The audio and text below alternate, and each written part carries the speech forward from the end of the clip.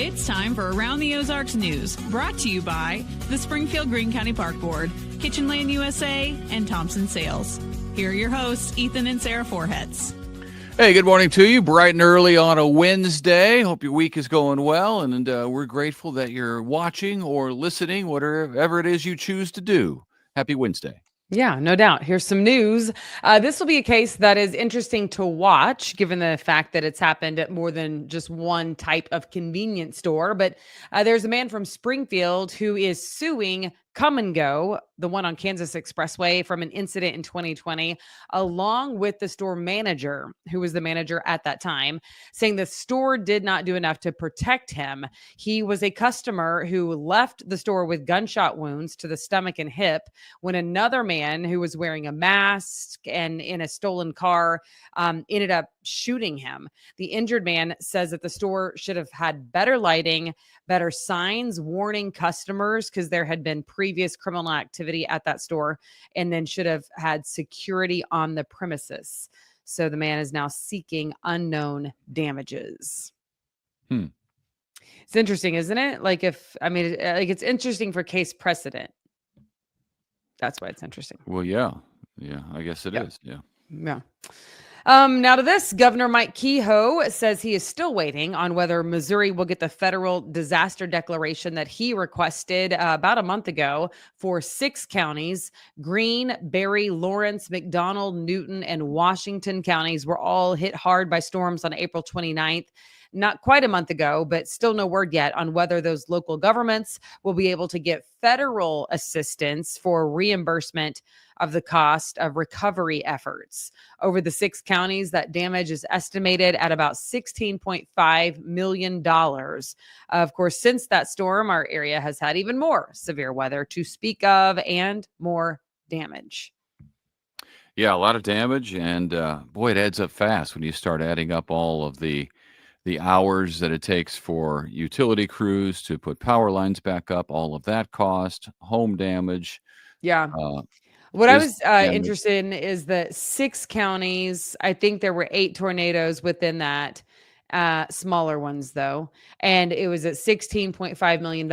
And then yesterday morning, when you were talking about St. Louis, it was already at $1.6 billion. Because it's more densely populated. There's a lot more stuff. A lot more buildings, and it was an EF3.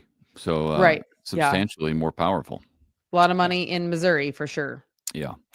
Speaking of storms, 2025 has been an active one in Missouri. You haven't just been thinking that up or dreaming it.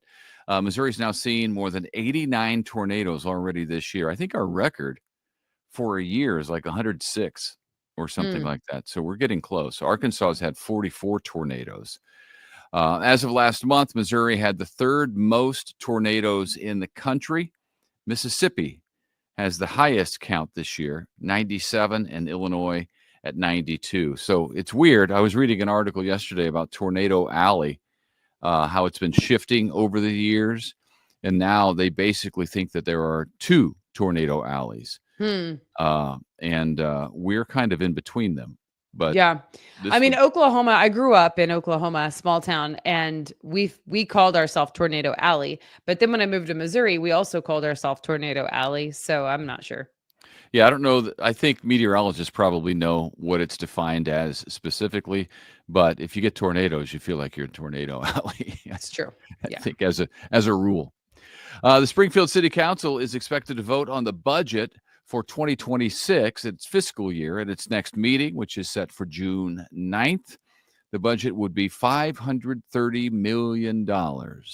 Sounds like a lot of money, but it's a 4.4% increase over fiscal 2025's budget. So we'll see what the city council does, but by the time it gets to them like this, they approve it in most cases. Yep. Okay, it looks like it's going to cost you more to go to Mizzou. That is unfortunate. The Board of Curators said yes to tuition going up by 5% for undergrads. The board says that it keeps costs competitive regionally and nationally. Everything's more. Right. Everything's more. Forbes released a list. These are some people who maybe could help you with college. Forbes just released their list of the richest state by state, and at least one familiar name on the list, Johnny Morris, of course, from Bass Pro. He is now at number 2. No longer number 1. He's moved down to number 2, worth $10 billion. He got passed up this year by David Stewart of St. Louis. Stewart is worth $11.4 billion. He is the founder and chairman of Worldwide Technology, which he co-founded in 1990. It's funny that 1990 doesn't seem like it's that long ago, because that's when I graduated high school. But it's not like 35 years ago, 40 years. Wild, so I was thinking that's a young company. Johnny's company, Bass Pro, started in the year I was born, 1972. So I remember that. But it's a tech company, so those grow quickly and do well very fast if they're going to do well. That's cool though. Those were like the top 2 Missourians, and then there were some more on the list, none of whose name that I happen to know, but just I think Johnny's at 10, and then I think the next one on the list is 7 billion. Like nationwide, you mean? No, he's 10 on the or he's worth $10 billion. Sorry. Yeah. Oh, right. Yeah. $10 billion. I think the next number 3 on the list is 7 something billion. So yeah. Substantial drop off. Good for him. That third ranked person needs to get it together. Yep.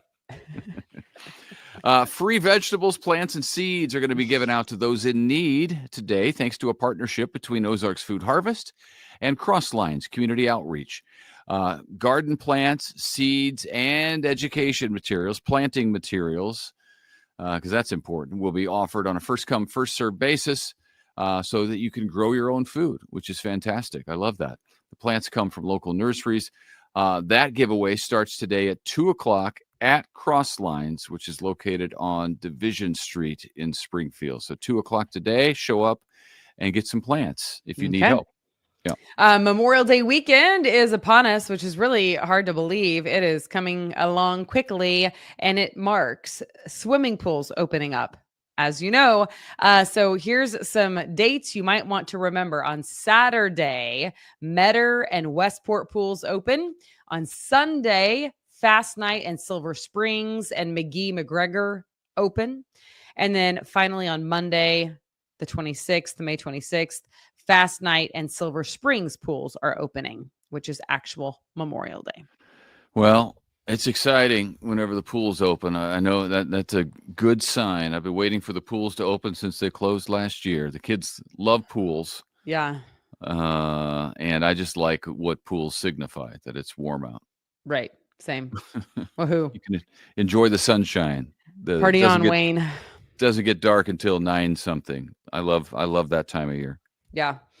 All right. Well, thank you so much for joining us. And hopefully you can enjoy the pool in days to come. And we'll see you back here tomorrow morning. Yep. Have a great Wednesday. See you Thursday. Bye-bye.